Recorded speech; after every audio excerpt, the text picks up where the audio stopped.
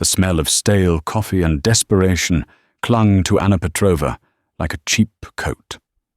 For 10 hours a day, she navigated a sticky battlefield of spilled syrup and forgotten dreams at the Morning Star Diner, a place where hope came to die one greasy plate at a time. Each tip was a tiny victory against the mountain of her father's medical bills, each forced smile a mask for the bone-deep exhaustion that threatened to swallow her whole. She was a ghost in a blue apron, pouring coffee for men who never saw her face, only her hands. But on a rain-slicked Tuesday, an old woman with eyes as kind as they were, clouded, would walk in, and Anna's simple, invisible life was about to collide with a world of unimaginable wealth, danger, and a love that could either save her or shatter her completely. The bell above the diner door chimed a tinny, irritating sound that usually signaled another demand on Anna's dwindling energy. It was 3 p.m. on a Tuesday, the dead zone between the lunch rush and the early dinner crowd. Rain lashed against the large plate-glass windows, turning the streets of Boston into a blurry watercolor of gray and neon. Anna was at the back, meticulously refilling salt shakers, a mindless task that allowed her mind to drift to the pharmacology textbook, waiting on her small desk at home. Nursing school was her real life. This was just the long, grueling intermission. Table 4 needs a wipe down, Petrova. Don't just stand there dreaming, barked Mr. Henderson, the diner's owner, his voice a gravelly mix of cheap cigars and perpetual disappointment. Anna flinched her dreams, scattering like cockroaches in the light. On it, Mr. Henderson. She grabbed a damp cloth and moved toward the front. That's when she saw her. An elderly woman standing just inside the door looking lost. She wasn't the diner's usual clientele. Her coat, though simple and a bit dated, was of a fine grey wool that repelled the rain in perfect beads. Her silver hair was elegantly coiffed, and her leather handbag, though worn at the corners, spoke of a quality Anna could only recognize from window shopping on Newbury Street. But it was her face that held Anna's attention. Her skin was pale, almost translucent, and a look of profound confusion clouded her soft blue eyes. The woman drifted towards a booth, her movements unsteady. Anna intercepted her gently. "Ma'am, can I help you find a seat?" The woman looked at Anna, her eyes focusing with effort. "Oh, yes, dear. Thank you. Just for a moment. I need to sit." Anna led her to the freshly wiped booth, the vinyl sighing as the woman sank into it. "Can I get you some coffee? Or perhaps some tea? Tea would be lovely." "Hot tea," the woman murmured, her hands trembling as she placed them on the table. As Anna went to fetch the tea, she watched the woman in the reflection of the chrome napkin dispenser. The woman fumbled in her handbag, her fingers seeming clumsy and uncooperative. She pulled out a small, ornate pill box, but struggled to open it.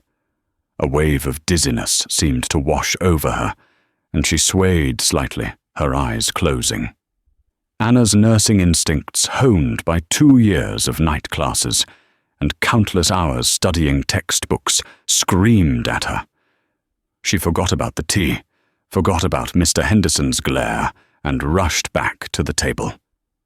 "Mum, are you all right?" Anna asked, her voice calm and professional, a tone she practiced on her ailing father. The woman's eyes fluttered open. She tried to speak, but the words came out as a slurred, garbled sound. A look of terror filled her eyes. One side of her mouth began to droop. Anna's blood ran cold. She recognized the symptoms instantly. A stroke, or a TIA, a transient ischemic attack. "Mr. Henderson, call 911 Now," Anna commanded, her voice cutting through the diner's quiet hum. Henderson looked up from his newspaper, annoyed. "What's the problem, Petrova? Don't cause a scene. She's having a stroke. Call 911. Anna didn't wait for his response. She turned back to the woman, gently taking her hand. It was cold. "Ma'am, my name is Anna. I'm a nursing student. Can you squeeze my hand?" There was a faint, fluttering pressure. "Okay, that's good. Can you smile for me?" The woman tried, but only one side of her face moved, creating a heartbreakingly lopsided grimace. Anna knew the acronym by heart, FAST. Face drooping, arm weakness, speech difficulty, time to call emergency services. They were losing time. She knelt beside the booth, keeping her voice even and soothing. "Help is on the way. Just try to stay calm. I'm right here with you." She noted the time on the diner's wall clock, 3:14 p.m. The time of onset was critical for treatment. Behind her, she could hear Henderson finally reluctantly on the phone. The few other customers were staring their forks, frozen mid-air. Anna gently checked the woman's pulse at her neck. It was rapid and thready. She loosened the silk scarf around the woman's neck to help her breathe easier. The woman's eyes were filled with tears of fear and frustration. Anna held her gaze, trying to pour every ounce of reassurance she could muster into it. "You're not alone. We're going to take care of you." The sirens wailed in the distance, growing closer. When the paramedics burst through the door, they found Anna giving them a concise, clear report. Probable ischemic stroke onset, approximately 3:14 p.m. Patient is conscious, but aphasic, with right-sided facial droop and apparent motor weakness on the right side. No known medical history. The lead paramedic, a man named Dave, with tired eyes, looked at her with surprise and respect. "You a nurse student?" She replied, stepping back to give them space. They worked efficiently, loading the woman onto a gurney. As they were about to wheel her out, the woman's hand shot out her fingers, weakly grasping Anna's sleeve. Her blue eyes, though still clouded, were fixed on Anna, with an unmistakable look of gratitude. She was trying to say something, a soft, desperate sound. I'll check on you," Anna promised, not knowing how she would, but needing to say it. The paramedics wheeled her out into the waiting ambulance, and the diner fell silent, the only sound, the ticking clock and the receding sirens. Mr. Henderson stormed over. "What the hell was that? Petrova! You think this is a hospital? You scared off my customers." Anna stood her ground, her adrenaline-fueled courage overriding her usual deference. "That woman needed help, Mr. Henderson. That woman is going to be a lawsuit. Did you see her handbag? People like that have lawyers, not gratitude. This is coming out of your pay, if there's any trouble." Anna just stared at him, her hands still trembling. She looked down and noticed the woman had dropped something. On the vinyl seat was a small, worn, leather-bound book. A book of poetry. Tucked inside the cover was a simple embossed card. It read, "Catherine Beaumont." There was no address, no phone number. Just a name. Anna slipped the book and the card into her apron pocket. She had no idea that this simple act of compassion, this moment of stepping out from the shadows of her life, had just lit a fuse. The explosion was coming, and it would be bigger and more devastating than she could ever imagine.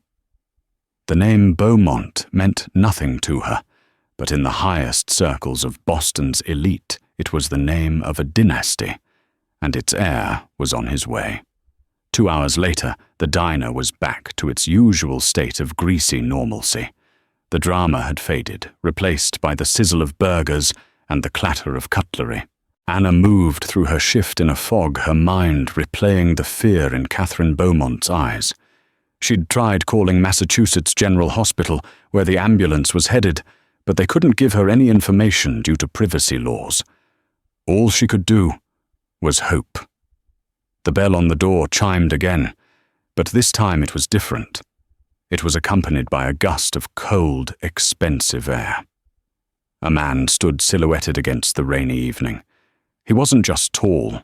He was imposing, radiating an aura of power and impatience that seemed to suck all the warmth out of the room.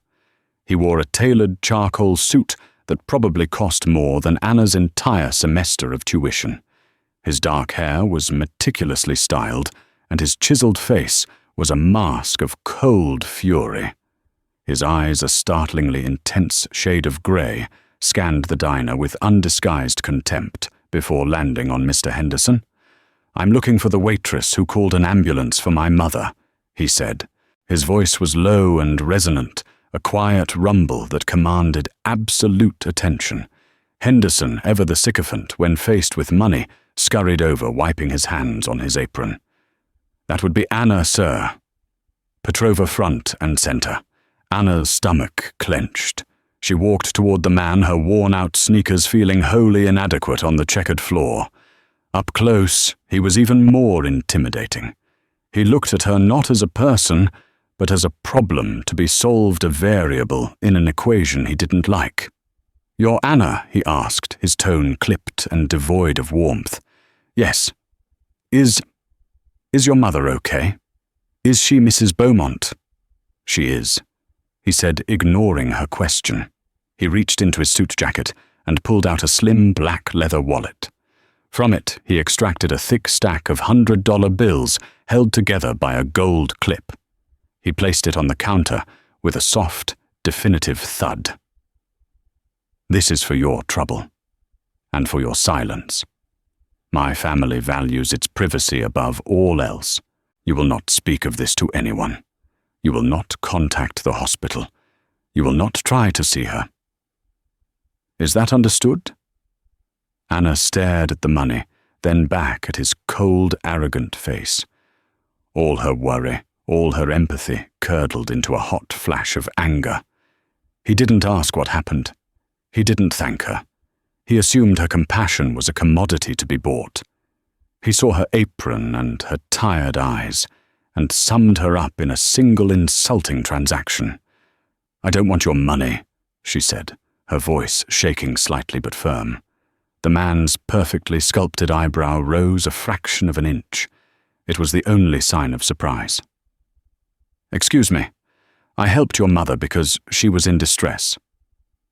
"Not because I wanted a reward," Anna said, pushing the stack of bills back toward him.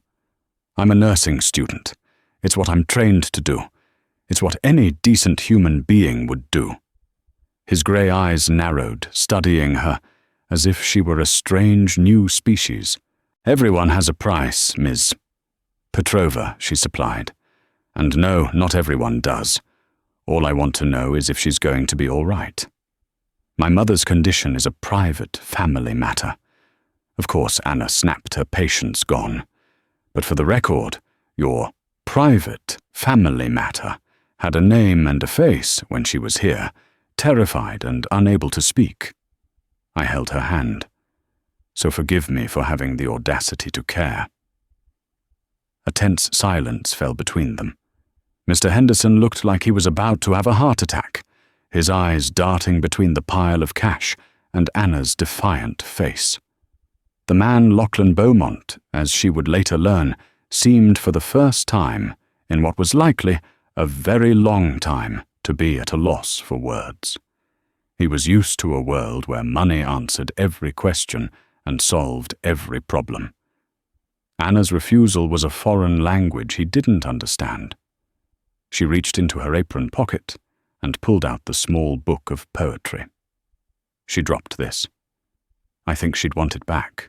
He took the book, his fingers brushing hers.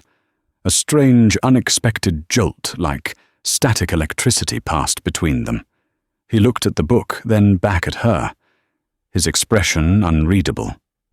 "My name," he said, his voice a fraction. Softer is Lachlan Beaumont. "My mother, Catherine, had a TIA. The doctors said the immediate response she received, recognizing the symptoms and noting the time, likely prevented permanent catastrophic damage. They said, whoever was with her saved her life."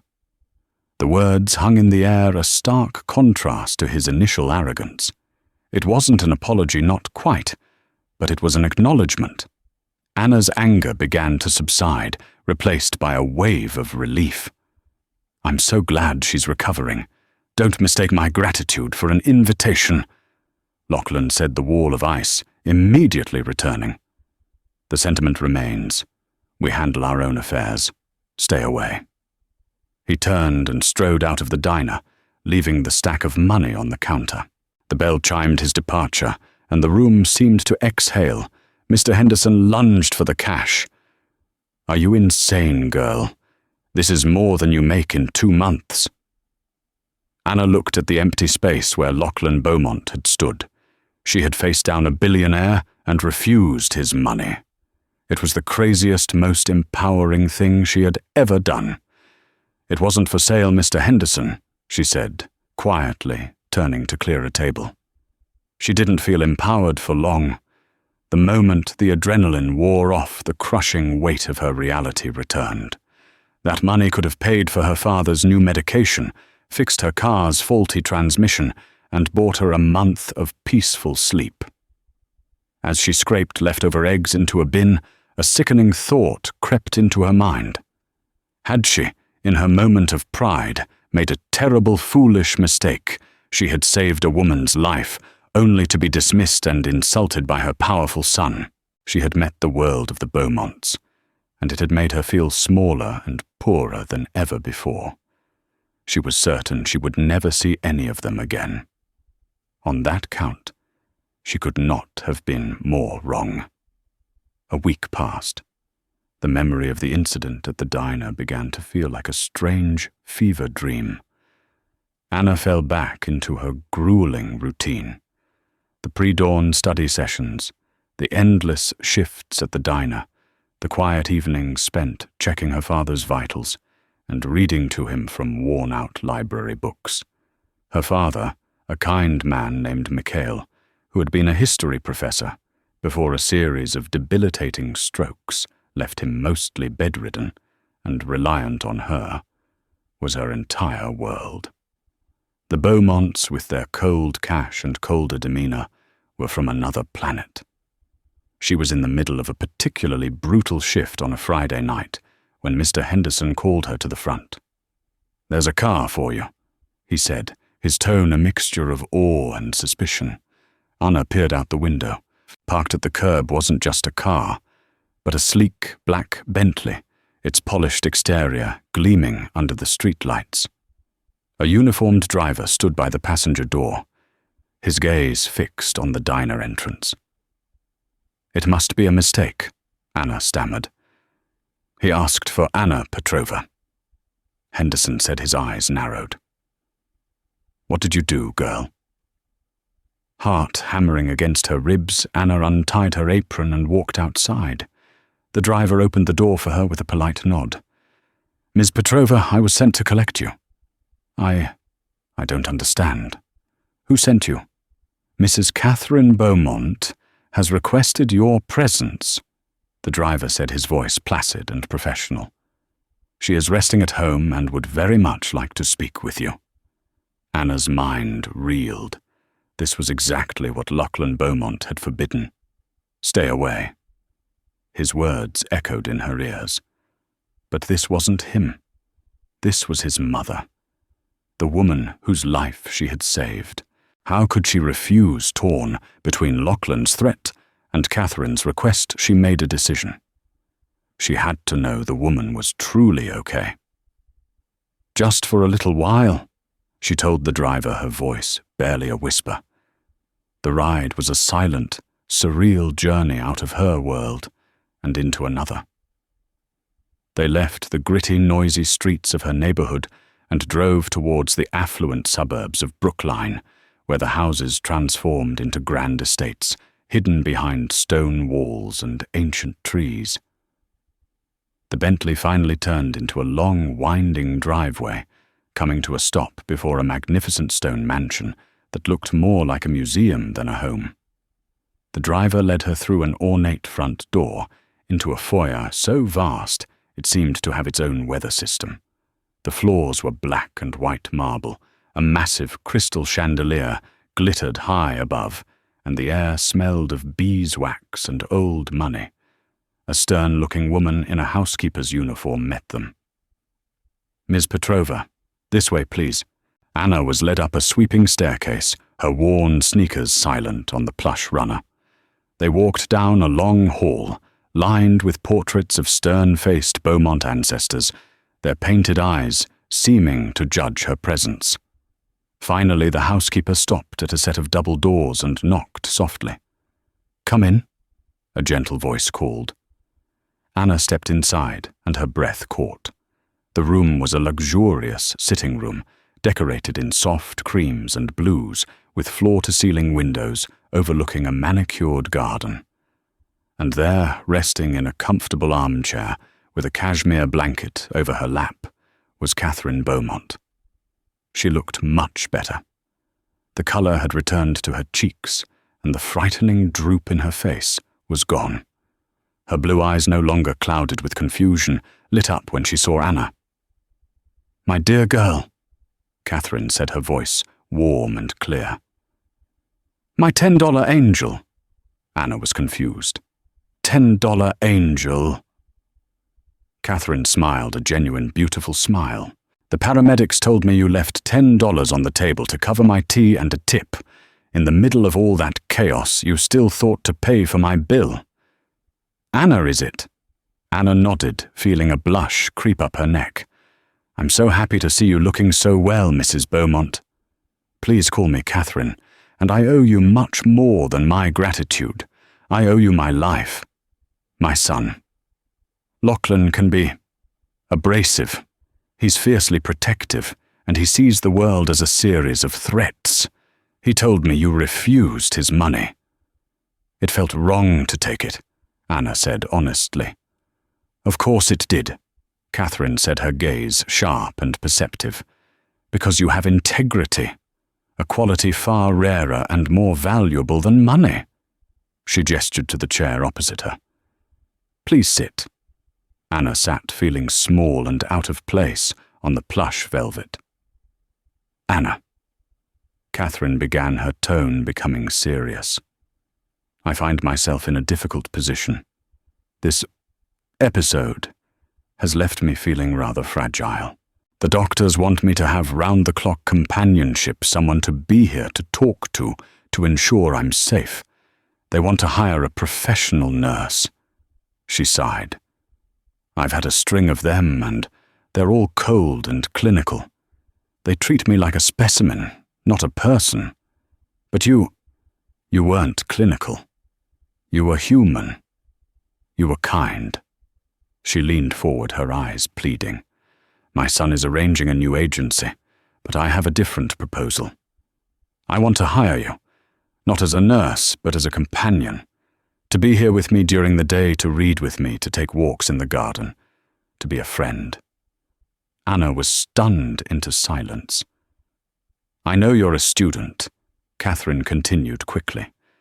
"We would work around your class schedule, and I would pay you a salary that would not only allow you to quit that dreadful diner, but would also cover all of your father's medical expenses and your tuition. Completely. It was a life raft. It was a winning lottery ticket. It was everything she had ever prayed for, handed to her on a silver platter. It was a way out of the crushing debt and exhaustion.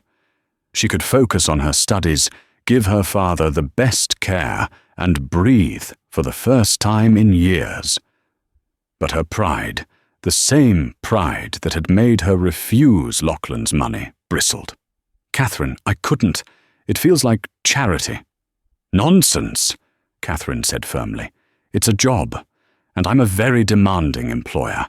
I demand pleasant conversation and a formidable opponent in Scrabble." "Do you play Scrabble, dear?" Before Anna could answer, the doors to the room opened and Lachlan Beaumont strode in. He stopped dead when he saw Anna, his face instantly hardening into the familiar mask of cold displeasure. "Mother, what is the meaning of this? I thought I made myself clear." "You made your wishes clear." "Lachlan," Catherine said, her voice taking on a steely edge that Anna hadn't heard before. But this is my life, and my home. I have just offered Anna a position as my companion." Lachlan's jaw tightened. He walked over to stand behind his mother's chair, his powerful presence looming over the room. His grey eyes locked onto Anna's, and they were filled with suspicion. "This is unacceptable," he said, his voice a low growl. "We know nothing about her. She could be anyone, a grifter, an opportunist." "She's the woman who saved my life," Catherine retorted, her voice rising. "She's the young woman who showed more compassion in 5 minutes than I've seen from some people in a lifetime. She is my choice, and she is who I want." The tension between mother and son was a palpable thing. It was clear this was a battle in a long-running war. Lachlan never took his eyes off Anna. He saw her worn jeans, her simple cotton shirt, her terrified but resolute expression. He saw a complication. He didn't want an intrusion into his carefully controlled world. "This is a mistake," he said, his voice flat and final. Catherine reached out and took Anna's hand. Her grip was surprisingly strong. "The offer stands, Anna. The choice is yours. Don't let my son's appalling manners intimidate you." Anna looked from Catherine's hopeful, pleading face to Lachlan's hostile granite stare. She was being offered a key to a gilded cage. On one hand, freedom from all her worries. On the other, the daily scrutiny of a man who clearly despised her. Her father's face flashed in her mind. His need for medication, for physical therapy, for a life free from the constant stress of their finances. For him, she could endure anything, even Lachlan Beaumont. Taking a deep breath, she met Lachlan's gaze directly. "I accept your offer, Catherine." A triumphant smile lit up Catherine's face. A muscle feathered in Lachlan's jaw. He had lost this round, but the look in his eyes promised Anna that the war was far from over. Anna's life transformed overnight. She gave her 2 weeks' notice to a flabbergasted Mr. Henderson, walking out of the Morning Star diner for the last time without a single shred of regret. The first paycheck from the Beaumont estate was a staggering sum that made her hands tremble. She immediately paid off the most pressing of her father's medical debts and hired a highly rated in-home caregiver, a kind woman named Mrs. Gable, to be with him while she was at the Beaumont mansion. For the first time, Anna left for work, not with a sense of dread, but with the peace of mind that her father was safe and well cared for. The Beaumont mansion was as intimidating as ever, but Catherine's warmth made it feel less like a museum and more like a home. Their days fell into a comfortable rhythm.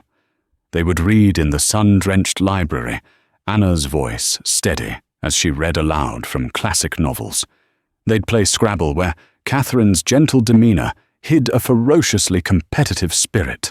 They'd walk in the sprawling gardens, Catherine leaning lightly on Anna's arm, pointing out her favorite roses and sharing stories of her late husband and Lachlan's childhood. In these moments, Anna saw a different side of the Beaumont dynasty.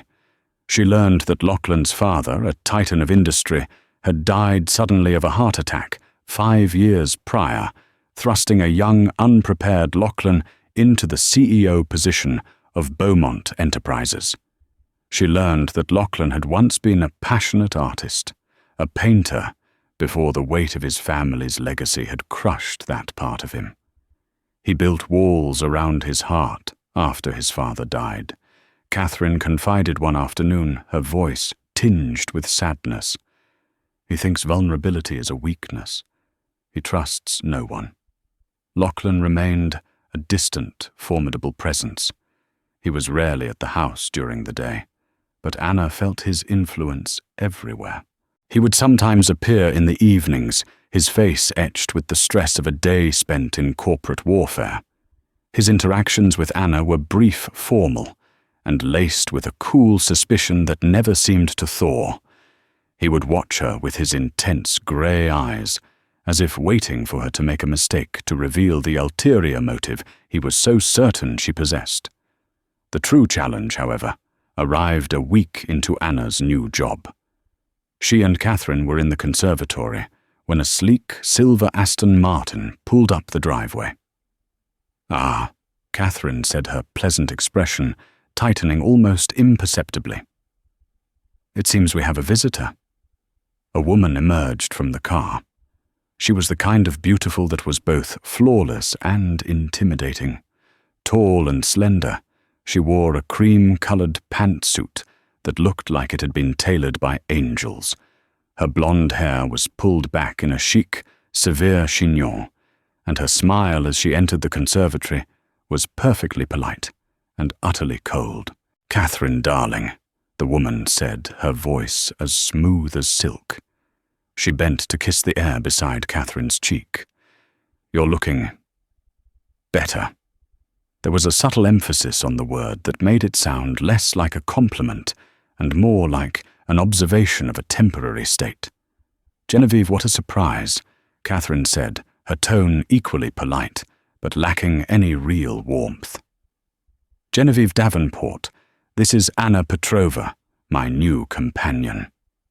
Genevieve's blue eyes, as sharp and cold as ice chips, swept over Anna, taking in her simple dress and flats in a single dismissive glance. "Companion," she repeated the word, dripping with condescension. "How lovely. It's so important for people in your condition to have a little help." She extended a perfectly manicured hand to Anna. Her handshake was limp and brief. "A pleasure," she lied. Anna knew instantly that she was looking at the polished serpent in this beautiful garden. Genevieve Davenport was Lachlan's fiancée. The upcoming wedding wasn't just society news, it was business news. Davenport Industries was a major competitor, and their marriage was set to be a merger of two corporate empires, creating an unassailable powerhouse. Genevieve ignored Anna for the rest of her visit, focusing her attention on Catherine with a cloying sweetness that set Anna's teeth on edge. She fussed with Catherine's blanket, offered to pour her tea, and spoke in a patronizingly slow, loud voice, as if Catherine were senile. "Lachlan is so worried about you," Catherine Genevieve said, patting Catherine's hand. "He and I both agree that you mustn't overdo it. We've arranged for a new specialist from Switzerland to review your case files. And I've taken the liberty of organizing your medications. The new night nurse I hired starts tonight. She'll make sure you take them at the precise times." Catherine's smile became strained. "That's very thorough of you, Genevieve." "Of course, your health is our top priority," Genevieve said, her smile not quite reaching her eyes. When Lachlan arrived home that evening, he found the three women in the sitting room. His face softened infinitesimally when he saw Genevieve. He walked over and kissed her, a gesture that was more performative than passionate. "You're here," he said. "I came to check on your mother," Genevieve replied, tucking her arm into his. They looked like a power couple on a magazine cover, perfect, polished, and untouchable. Anna suddenly felt like an intruder, a scullery maid who had wandered into the throne room. Over the next few days, Genevieve became a constant, insidious presence. She would appear unannounced, always with a bright smile and a subtle critique. She'd rearrange the flowers Anna had set out, question the books Anna was reading to Catherine, and constantly remind Anna of her place. "You must understand," Genevieve told Anna one afternoon, cornering her in the hallway while Catherine was napping. "The Beaumonts are a very important family. Their well-being, their image, it's all-encompassing. Lachlan and I are building an empire together. Catherine's stability is a cornerstone of that. We can't have any unpredictable elements." The implication was clear: Anna was an unpredictable element. But it was more than just social snobbery. Anna, with her developing clinical eye, began to notice things, small, disturbing inconsistencies.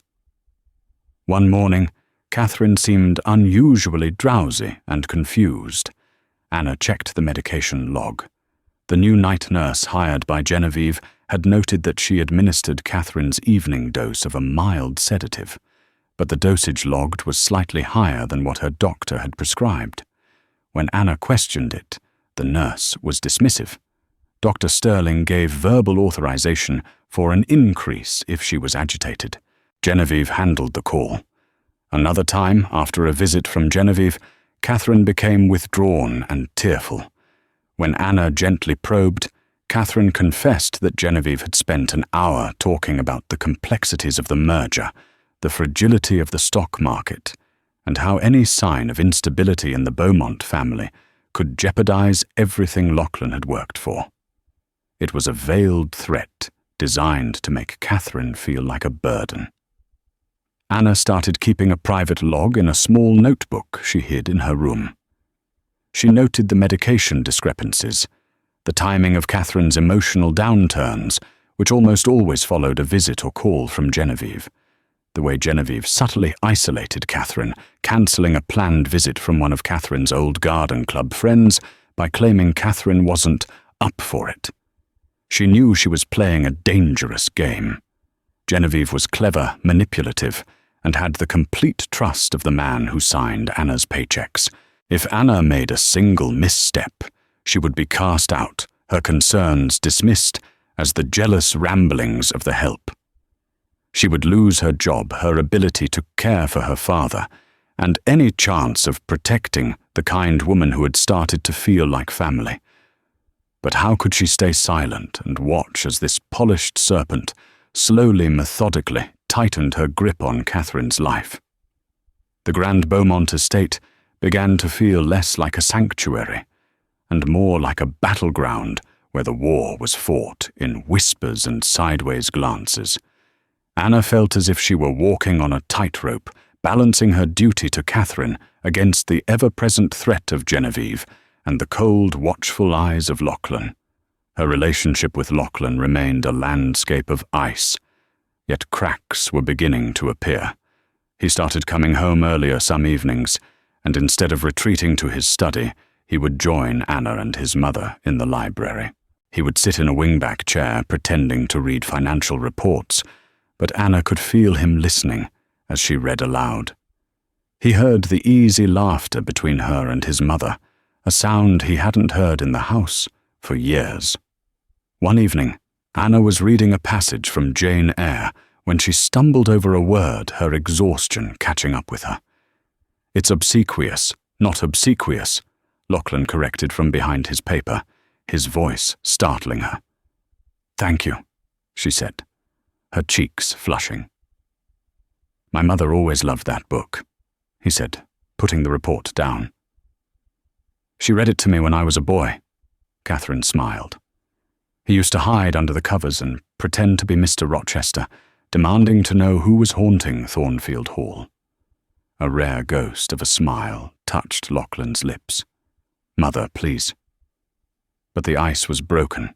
A short, stilted conversation followed about literature, then about Boston, then about Anna's studies. It was the first time he had spoken to her as a person, not an employee.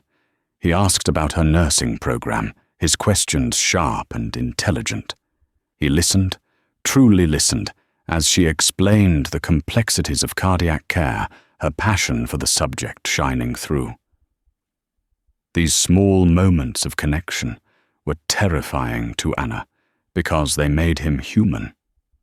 They made her notice the shadows of exhaustion under his eyes, the immense weight of responsibility on his broad shoulders, and they made her heart do a strange, unwelcome flutter whenever he looked at her. This thawing, however slight, did not go unnoticed by Genevieve. She intensified her campaign. She would interrupt their evenings, steering the conversation back to business, to wedding plans, to things that excluded Anna and reinforced her own place at Lachlan's side. "Darling, we must finalize the guest list for the engagement gala," she'd say, physically inserting herself between Lachlan and Anna. "The Vanderbilts have RSVP'd. It's going to be the event of the season."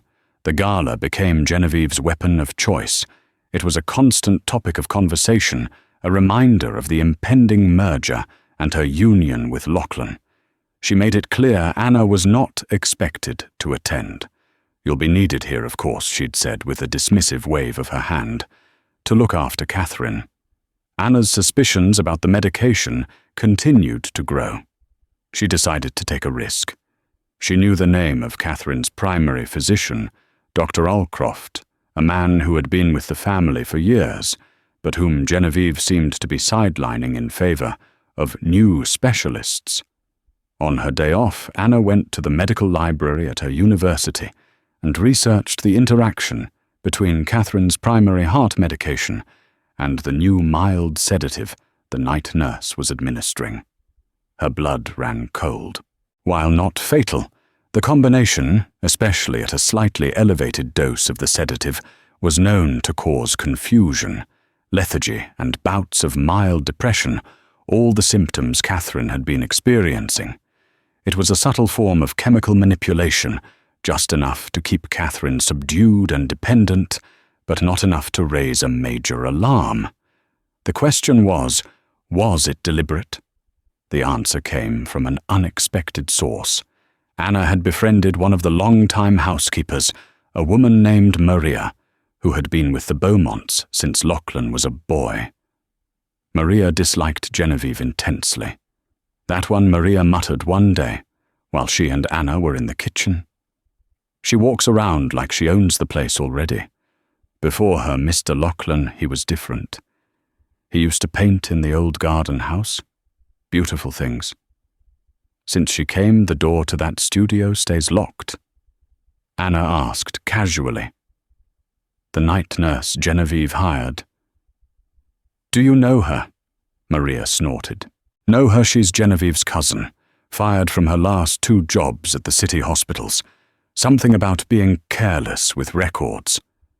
But Miss Davenport gets her a job here, looking after Mrs. Beaumont." Not right. It was the final piece of the puzzle. It wasn't just negligence.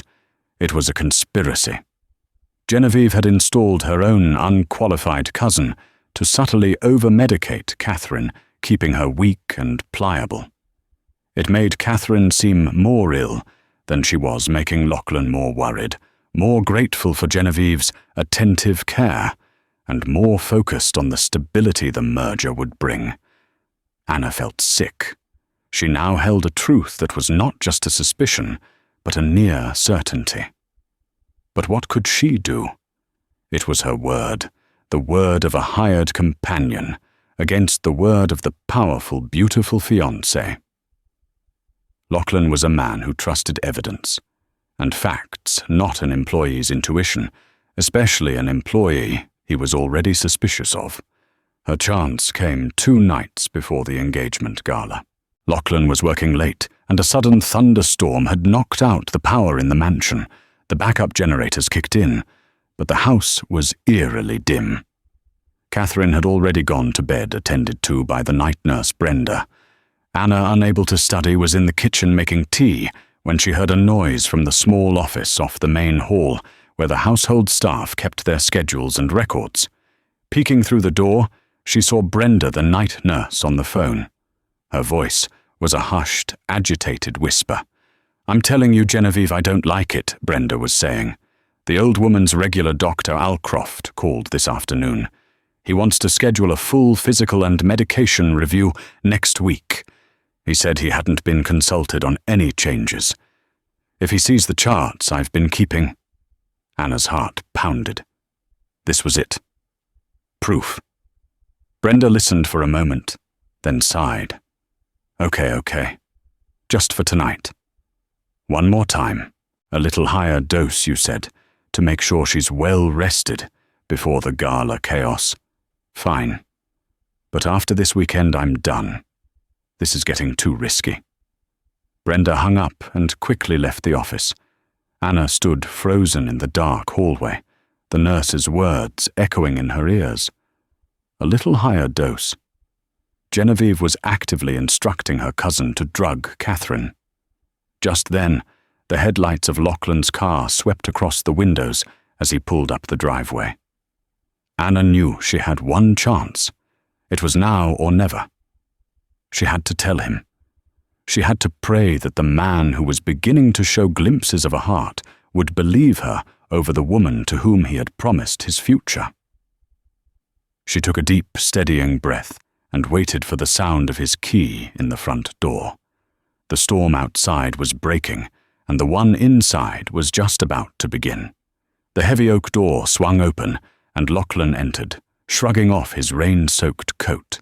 He looked weary, his face a mask of exhaustion from the pressures of his world. When he saw Anna standing in the dimly lit hall, her expression pale and resolute. He paused. "Anna, what is it? Is my mother all right?" His first thought, as always, was for her. "She's resting," Anna said, her voice barely above a whisper. "But she's not safe. Lachlan, we need to talk." Something in her tone, a raw urgency, stripped of all pretense, cut through his fatigue. He gestured towards the library. "In here." He lit a small lamp on his desk, casting long shadows across the room, filled with silent leather-bound books. The rain lashed against the windows, a dramatic soundtrack to the scene about to unfold. "What's going on?" he demanded, his voice low. Anna's heart was a frantic drum against her ribs. She had to present this perfectly logically. He was a man who dealt in facts, not feelings. "It's about Genevieve," she began, her voice gaining strength. "And the care your mother is receiving. I believe Genevieve is deliberately manipulating Catherine's medication to keep her weak and confused." Lachlan's expression went from concerned to stone cold in an instant. "That is an incredibly serious accusation. You had better have more than a gut feeling, or you will be out of this house before the sun rises." "I do," Anna said, her gaze unwavering. She laid it all out for him, a calm, chronological account. She told him about the increased sedative doses, her research into its interaction with the heart medication, the convenient timing of Catherine's bad days after Genevieve's visits. She told him about Maria's revelation that the night nurse, Brenda, was Genevieve's cousin, fired from previous jobs for carelessness. Lachlan listened, his face an unreadable mask, but a muscle in his jaw began to tick, the only sign of the turmoil within. "It's circumstantial," he said, his voice tight. "Brenda is her cousin, so she got her a job. It's nepotism, not a conspiracy. Just now," Anna said, her voice dropping, "I overheard Brenda on the phone with Genevieve. The power was out. She was in the staff office. She was scared because Dr. Allcroft wants to do a full medication review. And then she confirmed she would give Catherine a higher dose again tonight, on Genevieve's instructions to keep her well rested before the gala." The silence in the room was absolute, broken only by the storm. Lachlan stared at her, his grey eyes searching her face, warring with everything he thought he knew. He was a man who trusted structure, alliances, and logic. His entire future, the stability of his company, was tied to Genevieve. Believing Anna meant accepting a betrayal so profound it would shatter the foundations of his life. Believing Anna meant his fiancée was a monster. "You're asking me to believe that the woman I am set to marry," he said slowly, "the woman who will be my partner in building the largest conglomerate on the East Coast, is systematically poisoning my mother." "I'm not asking you to believe me," Anna said, her voice pleading. "I'm asking you to believe what you've seen. You've seen your mother happier and more lucid these past weeks when she's with me, haven't you? You've seen her light dim after Genevieve visits. You know your mother. Look in her eyes and tell me I'm wrong." And then she played her final card, the one she knew would hit the artist he once was. "You told me she read you Jane Eyre. Do you remember Grace Poole, the nurse who was secretly managing the madwoman in the attic? Genevieve isn't just managing a situation, Lachlan. She's creating it. She's making your mother, the mad woman in the attic, isolating her, controlling her all to strengthen her own control over you. The literary reference, so intimate and unexpected, struck a chord. He looked away from her towards the rain-streaked window, his carefully constructed world beginning to crumble. "Brenda is in her room now," Anna pressed gently. "The medication is on the bedside table. Go and see for yourself. Check the dosage. Ask Brenda who authorized it. See if she can look you in the eye and lie." For a long moment he said nothing. He was at a precipice.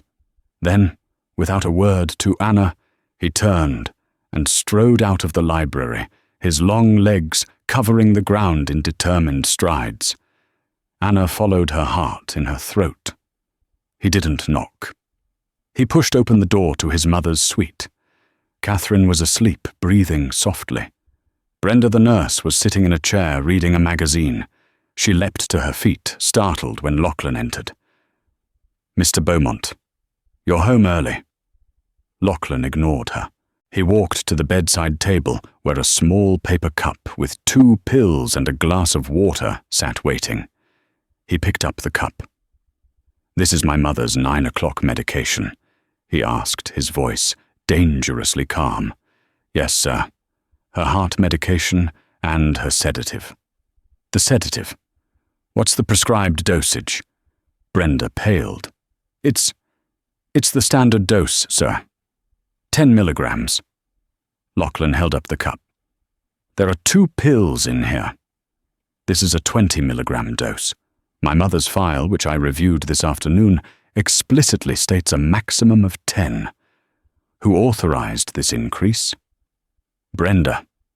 The nurse began to tremble her eyes, darting from Lachlan's furious face to Anna, who stood silently in the doorway. Dr. Sterling. He said it was fine if she was agitated. Dr. Sterling is on vacation in Aspen," Lachlan said, his voice dropping to a lethal whisper. "I called him myself this morning about an unrelated matter. So I ask you again, who authorized?" This Brenda broke. Sobs racked her body. "It was Genevieve. She made me do it. She said it was just to calm her down, that it was for the best. She said it would keep her from getting upset and having another attack. I didn't mean any harm, I swear." The confession hung in the air, ugly and irrefutable. The betrayal was real. The storm inside Lachlan finally broke, but it wasn't a torrent of rage. It was a terrifying glacial calm. The artist was gone, replaced by the ruthless CEO. He looked at Anna, and in his eyes she saw a universe of pain, regret, and a flicker of something else, gratitude. He turned back to the sobbing nurse. "Pack your things. A car will be here in 10 minutes to take you away. If you are ever seen near my family again, I will not only press criminal charges, but I will personally ensure you never work in any medical capacity in this country again. Now get out of my sight." He waited until Brenda had scrambled from the room before he walked over to his mother's bed. He looked down at her sleeping face, his own expression a mixture of profound guilt and love. He had almost let this happen. He had been so blinded by duty and ambition that he had failed to protect the most important person in his life. He turned to Anna, who was still standing by the door. "Thank you," he said, and the 2 words were heavy with a meaning that went far beyond gratitude. It was an apology. It was an admission. It was the sound of a wall crumbling to dust. At that moment, the front doorbell rang sharp and insistent. Lachlan's jaw tightened. "That will be Genevieve," he said, his voice like ice. "She's coming to check on her handiwork. Stay here with my mother." He walked out of the room, and Anna heard his footsteps descending the grand staircase to face the woman he was supposed to marry, knowing that a life was about to be dismantled. Anna stood in the upstairs hall, her heart a frantic drum. She heard the confrontation below Genevieve's sharp, indignant tones, followed by a slammed door that echoed with finality. When Lachlan ascended the staircase, The exhaustion was gone from his face, replaced by a clarity she had never seen. "It's over," he said, his voice low but firm. "The engagement, the merger, all of it." He met her gaze, a universe of regret and gratitude in his eyes. "She said I was throwing away an empire for a waitress." A bitter smile touched his lips. "I told her she was right, and that it was the best deal I'd ever made." The raw honesty of his words hung between them, the foundation for a new world. In the weeks that followed, the chaos of the broken engagement faded. With Genevieve's insidious influence gone, Catherine's health and spirit returned with astonishing speed, her laughter once again filling the mansion's halls. The icy armor around Lachlan melted completely. He began spending his evenings not with corporate reports, but with his mother and Anna. The long-locked door to his garden studio was opened, and the scent of oil paints began to drift on the afternoon breeze. He and Anna fell into a gentle rhythm of discovery, their conversations building a bridge between their two disparate worlds. She found a man burdened by a loneliness she understood, and he found a woman whose integrity was as unshakable as her compassion.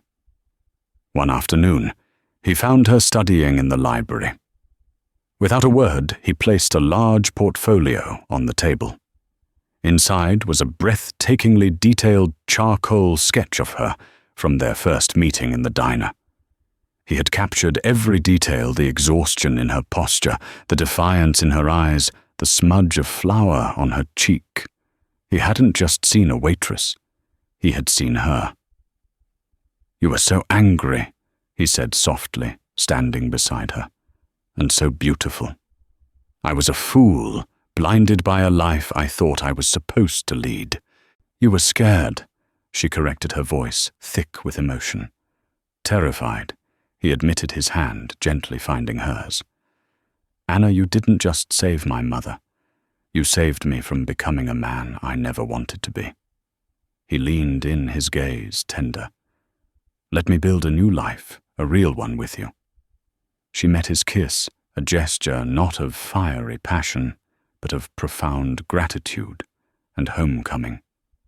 It was a seal on a promise to build something genuine, far away from the gilded cage he had nearly locked himself inside. Their story didn't end with Anna becoming a lady of the manor. After passing her nursing exams with honors, she accepted a position in the cardiac care unit at Mass General, committed to the dream she had fought so hard for. Lachlan didn't just support her, he celebrated her independence. Theirs was not a fairy tale, but a partnership. Often he would be waiting for her after a long shift, not in a Bentley, but a simple sedan. He'd take her bag, and they would walk to a quiet cafe, just two people who had found each other, not through wealth or status, but through a simple act of kindness on a rainy Tuesday afternoon. And so, a story that began with the clatter of plates in a humble diner ends not with a grand wedding, but with the quiet, steady rhythm of a true partnership. It's a powerful reminder that our lives can pivot on the smallest of moments, a single act of kindness, a choice to speak up when it's easier to stay silent. Anna didn't set out to change her life. She simply chose to help a stranger in need. In doing so, she didn't just save a life, she exposed a dark secret and unlocked a love she never expected. This story shows us that true wealth isn't measured in stock portfolios or mansions, but in courage, integrity, and the profound connections we forge when we dare to care. If this story of compassion, courage, and unexpected love touched your heart, please help us share it with the world. Click the like button, share this video with your friends and family, and don't forget to subscribe to our channel for more stories that will inspire and move you.